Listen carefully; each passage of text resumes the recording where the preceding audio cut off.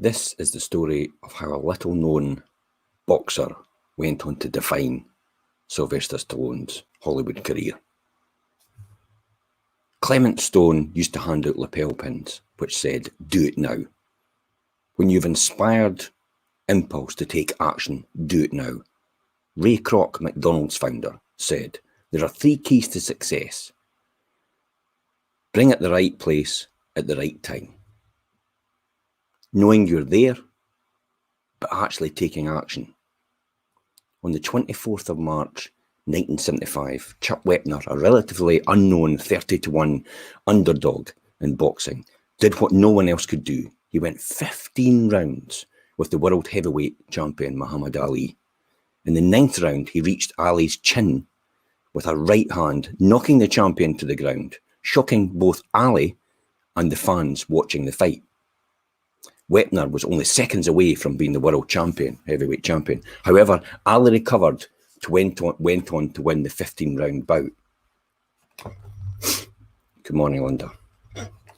Over 1,000 miles away, a struggling actor named Sylvester Stallone watched the fight on a newly purchased television set. Though Stallone had contemplated the idea of writing a screenplay about a down-and-out fighter getting a title shot before he saw the Ali Wepner fight, he didn't think it was plausible, so therefore didn't bother. But after seeing the Wepner fight, who most people didn't know, fighting the most well-known fighter of all time, he thought, "Get me a pencil."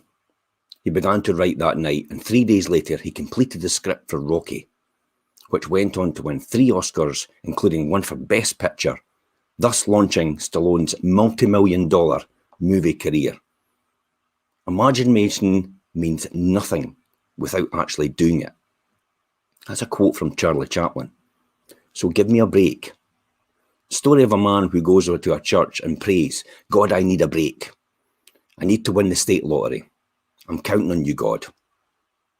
Having not won the lottery, the man returns to church later that week and once again prays, "God, about the state lottery. I've been kind to my wife. I've given up the drinking. I've been really good. Just give me a break. Let me win the lottery." A week later, still no richer, he returns to pray once again, "God, I don't seem to be getting richer, though and I don't seem to be winning the state lottery.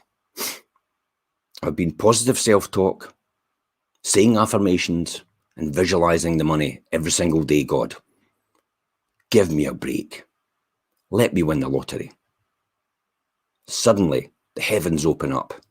A light and heavenly music flood into the church, and a deep voice says, "My son, give me a break. Go and buy a lottery ticket." So failing forward, no man has ever become great or good except through the many and great mistakes they've made. Many people fail to take action because they're afraid to actually fail itself. Successful people, on the other hand, realize that failure is an important part of the learning process. They know that failure is just the way we learn, by trial and error. Not only do we need to stop being so afraid of failure, but we also need to be willing to fail itself, even eager to fail. Jack Canfield calls this kind of infrastructure failing, called failing forward. Simply starting, making mistakes, listening to the feedback, correcting, and keep moving forward toward every single goal every single day. Every experience will yield a more useful information that you can apply the next time. We call it in IT, or information technology, the feedback loop. This principle is perhaps demonstrated most compelling in the area of the startup businesses. For instance, venture capitalists know that most businesses actually fail in startup. But in the venture capital industry, a new statistic emerged. If the founding entrepreneur was actually 55 years old or older, the business had a 73% chance of better survival. The older entrepreneurs have already made and learned their mistakes. They're simply a better risk because a lifetime of learning of failures have developed the knowledge and the base and the skill set and the self-confidence that better enables them to move forward through the obstacles of success. Remember, you can never learn less. You can only learn more. The reason I know so much is because I've made so many mistakes. You better believe it. One of my favourite stories, and it really is the most famous research scientist who had made several important medical breakthroughs. He was being interviewed by a newspaper reporter who asked why he thought he was able to achieve so much than the average person. In other words, what set him apart from the others? He responded that it all came from the lesson his mother had taught him when he was 2 years old. He had been trying to take a bottle of milk out of the refrigerator when he lost his grip and it spilled all over the floor. His mother, instead of scolding him, said, "What a wonderful mess you've made. I've rarely seen a huge puddle of milk. Well, the damage is already done. Would you like to get down and play in the milk before cleaning it up?" Indeed, he did. And after a few minutes, his mother continued, "You know, whenever you make a mess like this, eventually you will have to clean it up." So now you know what it's like. We could use a towel, a sponge, or a mop. Which one do you actually prefer? After they had finished cleaning up the milk, she said, "What we have here is a failed experiment in how to carry a big bottle of milk with 2 tiny hands.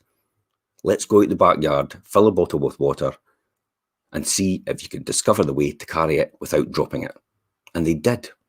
I mean, what a wonderful lesson. No scolding, just a great lesson. You'll either have a lesson or a blessing in life. It's one or the other. The scientist that remarked that it was that moment he knew he didn't have to be afraid of mistakes. Instead, he learned what mistakes are just really opportunities for learning something new, which, after all, is what scientific experiments are all about. Look at the vaccine just now. Look at the variants that are coming forward. Look at the way people are adapting, all the scientists are adapting to that vaccine. And that's all about just adapting and changing on the way. Could you imagine if they'd said, "We're never going to make it," and didn't bother and start in the first place? So the bottle of spilled milk led to a lifetime of learning experiences. And that were the building blocks of a lifetime of world-renowned successes and scientific medical breakthroughs. And I'll see you tomorrow.